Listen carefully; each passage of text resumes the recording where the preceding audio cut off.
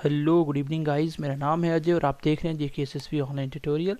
और आज की क्लास में हम लोग मेटल एंड नॉन मेटल को पार्ट नंबर 3 को डिस्कस करने वाले हैं। Part number 3 metal and non metal का। इससे पहले हम 2 लेक्चर ऑलरेडी अपलोड कर चुके हैं। अगर आपने अभी तक नहीं देखे तो पहले वो लेक्चर देखिएगा, फिर आप इस लेक्चर को देखेंगे।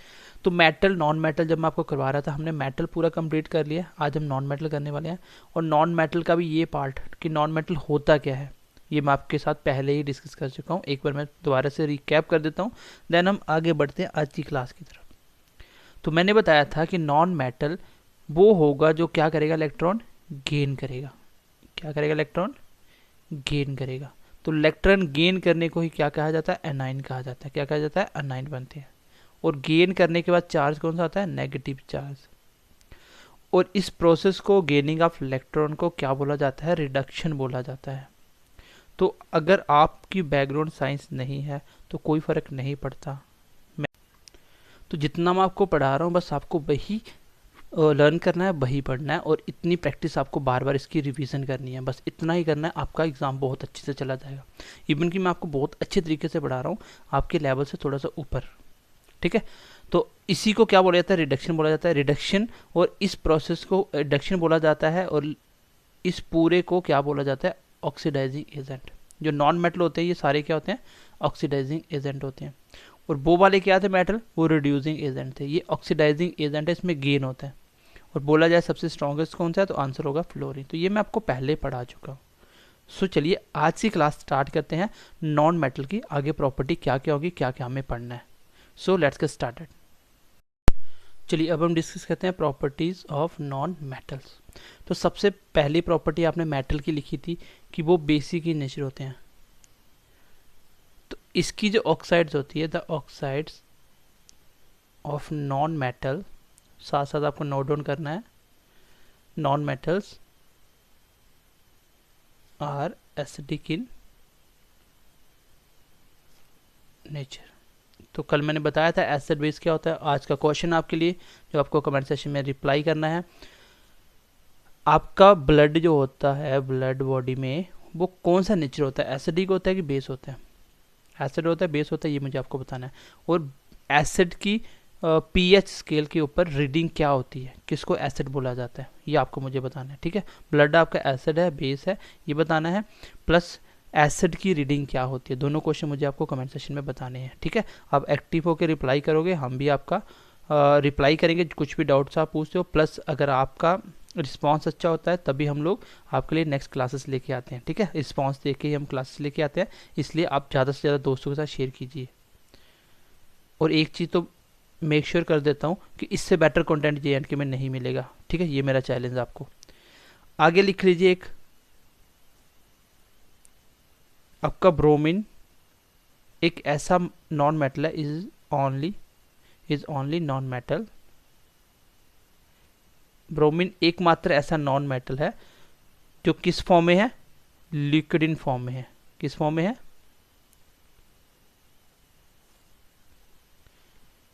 ये लिक्विड इन फॉर्म में मिलता है। जैसे मैंने मेटल में बताया था, कौन सा? मरकरी। मैंने बताया मरकरी कैसा होता है? लिक्विड इन फॉर्म होता है। और मरकरी के मैंने और भी पॉइंट बताए थे। इसी तरह आपको याद रखना है कि ब्रोमीन आपका एक ऐसा नॉन मेटल है जो क्या है? लिक्विड इन फॉर्म में मिलेगा। आपको कैसा मिलेगा? लिक्विड इन फॉर्म में मिलेगा। तो ये पॉइंट याद रखना, ये क्वेश्चन आता है एग्जाम में। नेक्स्ट पॉइंट लिख लीजिएगा इज आपका आयोडीन। आपका आयोडीन एक ऐसा नॉन मेटल है, इज ओनली नॉन मेटल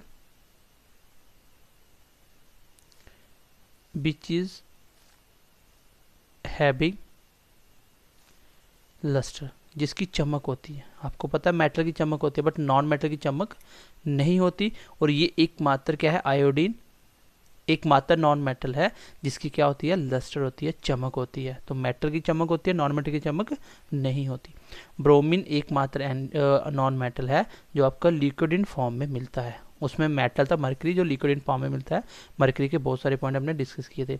और इसकी जो ऑक्साइड होती है, जब ये नॉन मेटल ऑक्सीजन के साथ मिलता है, जो मेटल नॉन मेटल ऑक्साइड बनती है, वो कैसी होती है?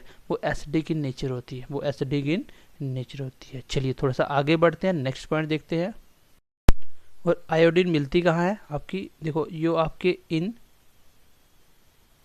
सी वीड्स होते हैं, जो समुद्री घास होती है, आयोडीन इज प्रेजेंट, वहाँ पे क्या होती है, आयोडीन प्रेजेंट होती है आपकी। और ये जो समुद्री घास होते हैं, ये गाइस क्या होता है, ये आपका सोर्स होता है किसका, मीथेन गैस का। किसका, मीथेन गैस। आपकी मीथेन गैस का सोर्स होता है क्या, सी वीड्स। तो ये छोटा सा पॉइंट आप दिमाग में रखना। देखो मैंने आपको पहले ही बोला था, मेटल्स एंड नॉन मेटल जो केमिस्ट्री का टॉपिक है, इसमें हम लोग ज़्यादा कॉन्सेप्ट पे ध्यान नहीं देंगे, क्योंकि इसके लिए कुछ कॉन्सेप्ट चाहिए ही नहीं, आपको सिर्फ फैक्चुअल चीज़ें पढ़नी है।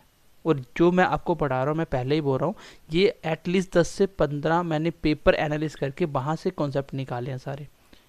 और आपकी 3-4 बुक को मैंने फॉलो किया हुआ है सिर्फ मेटल नॉन मेटल चैप्टर को बनाने के लिए। तो इससे बाहर कुछ नहीं होगा, बस आप आराम से पढ़िए और यही है सब कुछ। आप क्वेश्चन देखोगे, आपको सारे क्वेश्चन आते होंगे। तो मीथेन का ये क्या होता है, जो सी बीड्स होता है, ये मीथेन का क्या है, एक सोर्स है, यहाँ से मीथेन गैस काफ़ी निकलती है। अब हम थोड़े से आगे बढ़ते हैं, आगे लिख लीजिए आप, नेक्स्ट हेडिंग दे लीजिए, एलोट्रॉप्स ऑफ कार्बन। जो आपका कार्बन है ये भी नॉन मेटल है। तो एलोट्रॉप्स क्या होते हैं, एलोट्रॉप्स वो चीज़ें होती हैं जब एक ही एलिमेंट के अलग अलग फॉर्म बनेंगे, एक ही एलिमेंट के अलग अलग फॉर्म बनते हैं। जैसे कार्बन के अलग अलग होते हैं, कार्बन 1 2 ऐसे अलग अलग मतलब नाम होते हैं, तो उसको बोलते हैं एलोट्रॉप्स। इसके जो अलग अलग फॉर्म होते हैं, जैसे इसका, ये क्वेश्चन यहाँ से आता है। सबसे पहले है डायमंड, सबसे पहले है डायमंड, उसके बाद आएगा आपका ग्रेफाइट, तो थर्ड है इसका बकमिंस्टर फुलरीन। ठीक है, तो ये है आपके allotropes of carbon. Question exam में ये पूछा जा सकता है कि इनमें से कौन सा कार्बन का एलोट्रॉप्स नहीं है, तो तीनों आपको याद रखने हैं। तो एक एक के बारे में पढ़ना स्टार्ट करते हैं। सबसे पहले आता है डायमंड। तो डायमंड का एक छोटा सा पॉइंट आपको याद रखना है, अगर आपको एग्जाम में पूछा जाए द हार्डेस्ट सब्सटेंस कौन सा होता है, मैं मेटल और नॉन मेटल की बात नहीं कर रहा हूँ, मैं बोल रहा हूँ हार्डेस्ट सब्सटेंस, सबसे हार्ड क्या चीज़ होती है, तो इसका आंसर आएगा गाइस, इसका आंसर आएगा, ठीक है, ग्रेफीन। अगर पूछे हार्डेस्ट सब्सटेंस कौन सा होता है, उसका आंसर होगा ग्रेफीन। कौन सा होता है, ग्रेफीन। याद रखोगे, बहुत ही इंपॉर्टेंट है, ठीक है, ग्रेफीन। लेकिन लेकिन लेकिन अगर वो आपको पूछे द हार्डेस्ट नेचुरल सब्सटेंस, जो अपने आप नेचुरली होता है, जिसको आप खुद नहीं, ये आर्टिफिशियल है, ये बनाया जाता है, लेकिन ये आर्टिफिशियल होता है, अपने आप नेचुरली होता है, ये आंसर होगा डायमंड। ये आप बुक में पढ़ते हो। तो ये कैसा होता है, ये बाय नेचुरल होता है। और अगर हार्डेस्ट पूछे तो आंसर होगा ग्रेफीन। ठीक है, मैंने आपको बताया कि कार्बन की एलोट्रॉप्स हम पढ़ रहे हैं। एलोट्रॉप्स मतलब इसके बहुत सारे एक ही सब्सटेंस के अलग अलग फॉर्म होते हैं, तो उसमें मेनली मैंने 3 लिखवाया आपको, जिसके ऊपर क्वेश्चन आता है। तो मैंने डायमंड के बारे में बताया, ये सबसे हार्डेस्ट नेचुरल सब्सटेंस होता है, जिसका नाम है डायमंड। अगर हार्डेस्ट पूछे तो आंसर होगा ग्रेफीन। उसके बाद क्वेश्चन आता है ग्रेफाइट के ऊपर। ठीक है, ग्रेफाइट के ऊपर भी क्वेश्चन आता है। इसके बारे में लिख लो, यहाँ से ज़्यादा क्वेश्चन आता है। डायमंड के बारे में यही पूछा जाता है। और ये किसकी एलोट्रॉप्स है, ये कार्बन की एलोट्रॉप्स है। चलो ग्रेफीन के बारे में लिख लो, ये एकमात्र ओनली नॉन मेटल है, एकमात्र ओनली नॉन मेटल है विच इज कंडक्टर, जो क्या है, कंडक्टर है। और कंडक्टर क्या होता है, कंडक्टर एक ऐसा सब्सटेंस, एक ऐसा मेटल या नॉन मेटल, कोई भी चीज़ जो इलेक्ट्रिसिटी या हीट को कंडक्ट कर पाता है, मतलब उसमें से पास हो पाती है आपकी इलेक्ट्रिसिटी या हीट, तो उसको कंडक्टर बोलते हैं। तो नॉन मेटल पूछेगा कौन सा ऐसा नॉन मेटल है जो कंडक्टर होता है। वैसे तो मेटल ऑलमोस्ट सारे ही क्या होते हैं, मेटल सारे के सारे क्या होते हैं, कंडक्टर होते हैं मेटल। बट एक ऐसा मेटल था जो नॉन कंडक्टर था, उसका नाम क्या था, ये मुझे आप कमेंट सेशन में बताओगे। लास्ट क्लास अगर पढ़ी, अगर आप एक्टिव हो तो आपको कमेंट करके बताना पड़ेगा कि आंसर क्या है। अगर आप एक्टिव नहीं हो तो फिर आपको आगे पीछे लेक्चर ही देखना है, यहाँ से मर्जी देखते रहो, कोई फ़र्क नहीं पड़ता। हम लोग पढ़ाते हैं सिर्फ सिंसियर कैंडिडेट को जो रेगुलर पढ़ते हैं और पूरी वीडियो देखते हैं लास्ट तक, ठीक है। इसलिए मैं बीच बीच में क्वेश्चन देता रहता हूँ ताकि आप लोगों का पिछली क्लास रिवाइज हो जाए। तो मैंने बोला ओनली सब्सटेंस होता है एक नॉन मेटल ग्रेफाइट जो कंडक्टर होता है। लेकिन अगर मैं थोड़ा सा बता देता हूँ क्यों ऐसा होता है, ये कंडक्टर क्यों होता है। देखो, इसमें बेसिकली ग्रेफाइट में अलग अलग 3 लेयर बनी होती हैं। Graphite basically layer in form होता है, अंदर इसके लेयर बनी होती हैं। उन लेयर की वजह से यहाँ पे फ्री इलेक्ट्रॉन होते हैं, और आपको पता है फ्री इलेक्ट्रॉन कोई भी होगा उसमें से करंट दोगे वो पास हो जाएगा, जैसे मैंने मेटल का बताया था। तो क्वेश्चन एग्जाम में आएगा कि ग्रेफाइट कंडक्टर क्यों होता है, तो आंसर होगा due to presence of layer. इसकी लेयर की वजह से ये कंडक्टर होता है। वैसे तो इसमें ये भी आ सकता है ड्यू टू फ्री इलेक्ट्रॉन, क्योंकि कोई भी चीज़ कंडक्टर उसमें फ्री इलेक्ट्रॉन होने चाहिए, बस उसी की वजह से चीज़ कंडक्टर होती है। और फ्री इलेक्ट्रॉन ऑप्शन में नहीं देगा, आपको देगा लेयर की वजह से। तो ग्रेफाइट में अपनी लेयर होती हैं अलग अलग, जिसकी वजह से बीच में फ्री इलेक्ट्रॉन आ जाते हैं और जिसकी वजह से ये कंडक्टर की तरह बिहेव करता है। तो मोस्ट इंपॉर्टेंट क्वेश्चन है, स्टार मार्क कर लेना, इसको आप लिख लो आप, ठीक है। तो चलिए थोड़ा सा आगे बढ़ते हैं। इसका नेक्स्ट पॉइंट लिख लीजिए, नेक्स्ट पॉइंट नंबर 2 लिख लीजिए। पॉइंट नंबर 2 लिख लीजिए आप। जो आपकी लेयर होती हैं, लेयर ऑफ ग्रेफाइट, तो आपको पता है ग्रेफाइट में लेयर होती हैं जिसकी वजह से ये कंडक्टर है। आर बॉन्डेड बाय, ये किसके द्वारा जुड़ी रहती हैं, ये जुड़ी रहती हैं आपकी वैंडरवाल फोर्सेस के द्वारा। तो अलग अलग प्रकार की फोर्सेस होती हैं, ग्रेविटेशनल फोर्स होती है, न्यूक्लियस फोर्स होती हैं, और जहाँ कोई भी फोर्स नहीं होती वहाँ पे कौन सी फोर्स होती है, वहाँ पे वैंडरवाल फोर्स होती है। कौन सी फोर्स होती है, वैंडरवाल फोर्सेस। तो उसकी लेयर किसकी वजह से आपस में जुड़ी रहती हैं, आगे पीछे नहीं होती, ड्यू टू वैंडरवाल फोर्सेस, ठीक है। इतना इंपॉर्टेंट पॉइंट नहीं है लेकिन आपको याद रखना है। आगे लिख लो, इसको किसके लिए, ग्रेफाइट को एक चीज़ के लिए और यूज़ किया जाता है, डेट इज सॉलिड ल्यूब्रिकेंट। तो सॉलिड ल्यूब्रिकेंट किसके लिए, सॉलिड ल्यूब्रिकेंट के लिए क्या यूज़ किया जाता है, इसके लिए भी आपका ग्रेफाइट यूज़ किया जाता है। तो ल्यूब्रिकेंट क्या होता है, कुछ बच्चों को नहीं पता होगा। तो ल्यूब्रिकेंट होता है जैसे बीच में ऑयल का काम करता है, जैसे आपके घुटनों में क्या होता है, ऑयल होता है ना, जिसकी वजह से ल्यूब्रिकेंट होता है। जैसे कोई भी चैन चल रहा है किसी के साथ, दो ऐसे आपस में ये दोनों चल रही हैं, ये ठीक है। इसके बीच में अगर ये सूख जाएगा या टूट जाएगा, तो इसको ल्यूब्रिकेंट प्रोवाइड करने के लिए ऑयल यूज़ किया जाता है। लेकिन जो सॉलिड के लिए ल्यूब्रिकेंट यूज़ होता है वो क्या होता है, ग्रेफाइट। तो आपका सॉलिड ल्यूब्रिकेंट के लिए क्या यूज़ होता है, ग्रेफाइट। ये भी पॉइंट आप याद रखोगे, ठीक है। इसमें कुछ भी कोई कंसेप्ट नहीं है, कोई ट्रिक नहीं है, बस आपको मैं समझा रहा हूँ कि ल्यूब्रिकेंट क्या होता है, और इसके लिए आपको याद रखना है कि सॉलिड ग्रेफाइट यूज़ किया जाता है सॉलिड ल्यूब्रिकेंट के लिए। क्वेश्चन आएगा एग्जाम में, किस नॉन मेटल को as a solid lubricant use कर सकते हैं, then answer will be graphite, ठीक है। चलिए नेक्स्ट पॉइंट लिख लीजिए, इन लेड पेंसिल, जो आपकी लेड पेंसिल होती है उसके अंदर ग्रेफाइट यूज किया जाता है। One of the most important point,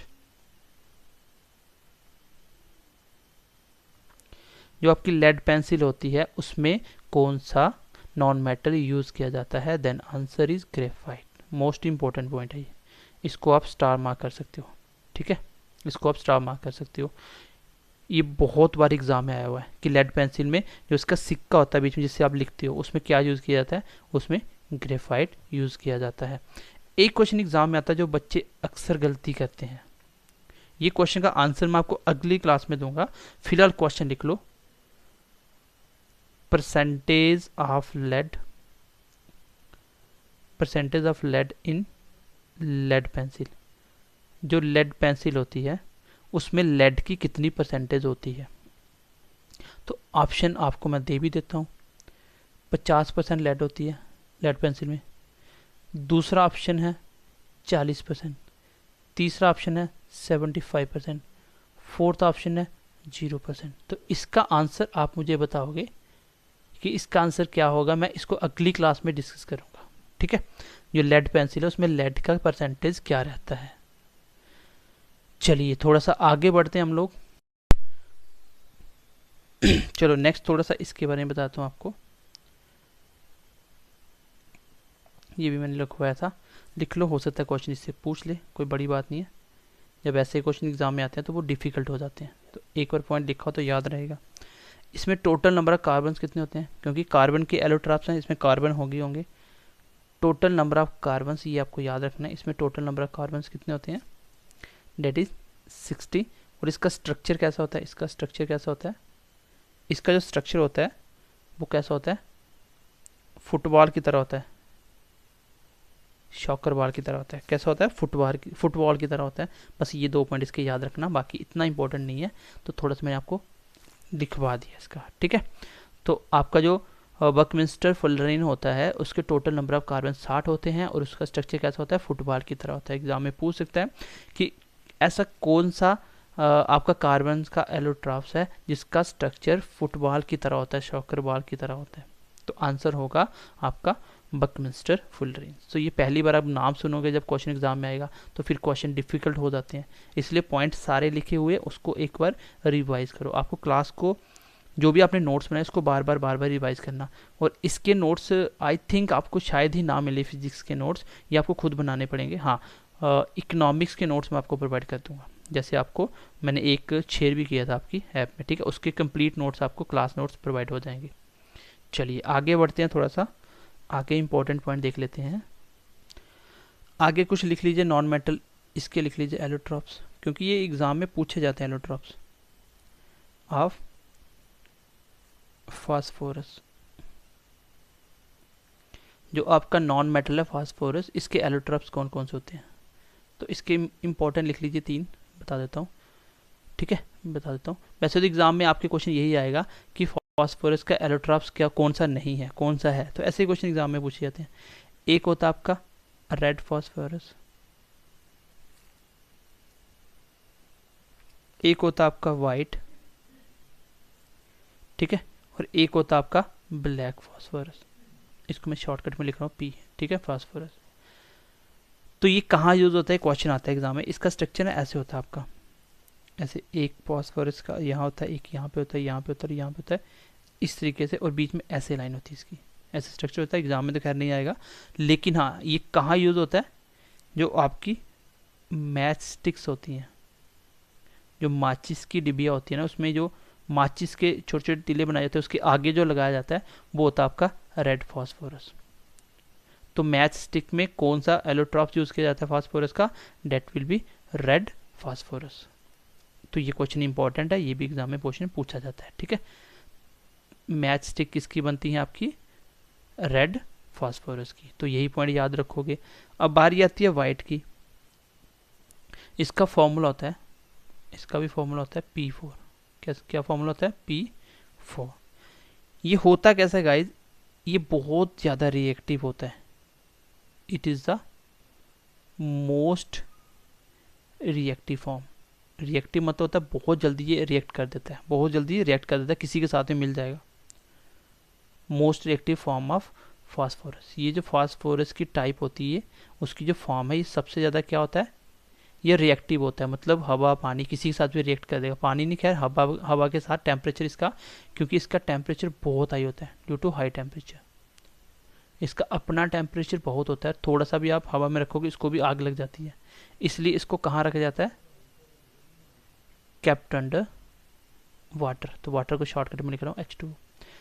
अब इसको पानी के अंदर रखा जाता है, जो आपका वाइट फास्फोरस होता है इसको पानी के अंदर रखा जाता है। क्यों, क्योंकि इसका टेम्परेचर बहुत हाई होता है, वो बाहर रहेगा तो आग लग जाएगी इसमें। और ये इसका फॉर्मूला होता है P4, और ये बहुत ज़्यादा रिएक्टिव होता है। पूछा जाएगा फास्फोरस का कौन सा एलोट्रॉप सबसे ज़्यादा रिएक्टिव होता है, तो आंसर होगा वाइट फास्फोरस। ठीक है, और ब्लैक की अभी तक ज़्यादा डिस्कवरी नहीं हुई है, इसके बारे में कुछ पता ही नहीं है हमें अभी भी। ठीक है, इसके बारे में ज़्यादा कुछ पता ही नहीं है। तो इसको यूज़ कहाँ किया जाता है,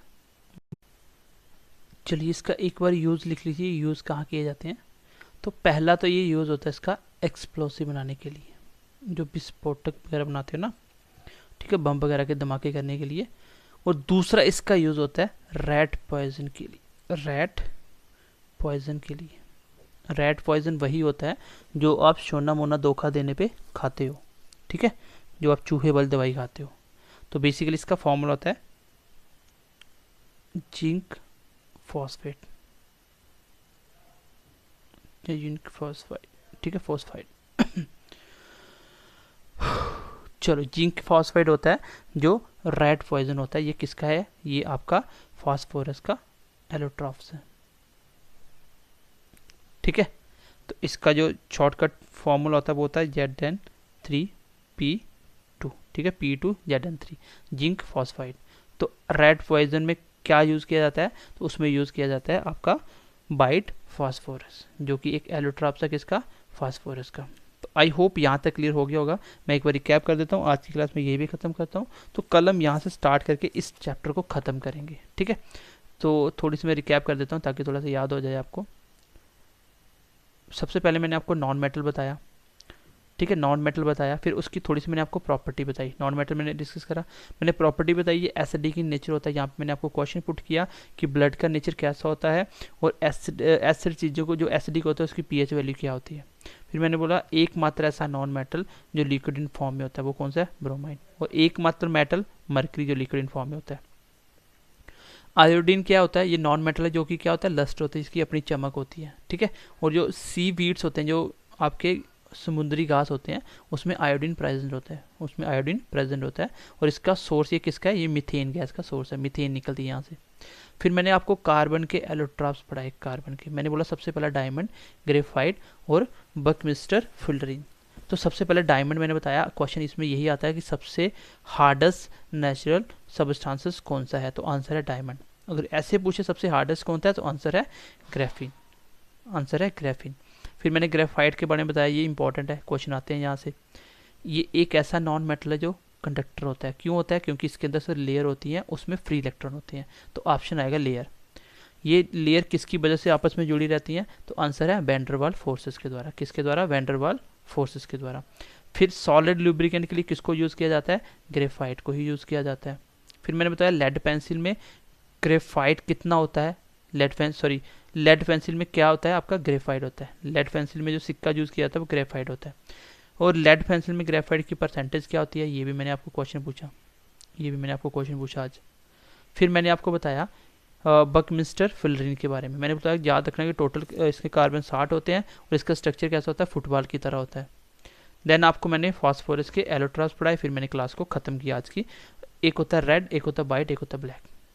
रेड वो होता है जिसमें आप मैच स्टिक बनाते हो। ये क्वेश्चन इंपॉर्टेंट है, पूछा जाएगा कि मैच स्टिक में कौन सा नॉन मेटल यूज़ किया जाता है? दैट इज़ रेड फास्फोरस, जो कि एक एलोट्रॉप्स है किसकी? फास्फोरस की। फिर वाइट मैंने बोला क्या होता है? ये इसका फॉर्मूला P4 होता है और ये सबसे ज़्यादा रिएक्टिव होता है क्योंकि इसका टेम्परेचर बहुत हाई होता है। और टेम्परेचर को कम करने के लिए इसको हम कहाँ रखते हैं? पानी में रखते हैं, वाटर में। और इसका यूज़ कहाँ पे होता है? एक्सप्लोसिव के और रेड पॉइजन के अंदर, ठीक है। तो ये थी आज की क्लास। आई होप अच्छे से समझ पाए होंगे, कॉपी पे अच्छे से नोट डाउन कर रहे होंगे। और जैसे अगर MCQ की क्लास आएगी उसको आप बहुत अच्छे से रिप्लाई भी करोगे और क्वेश्चन भी सॉल्व कर पाओगे। तो चलिए ध्यान रखिए अपना, मिलते हैं अगली क्लास में। और हाँ, वीडियो अच्छा लगे तो लाइक करें और कमेंट करके बताएं कि वीडियो कैसा लगा। सो अपने दोस्तों के साथ भी ज़्यादा से ज़्यादा शेयर कीजिए क्योंकि आपके रिस्पॉन्स से ही हम लोग आपको एक्स्ट्रा क्लास प्रोवाइड करते हैं, ठीक है। सो बाय, टेक केयर।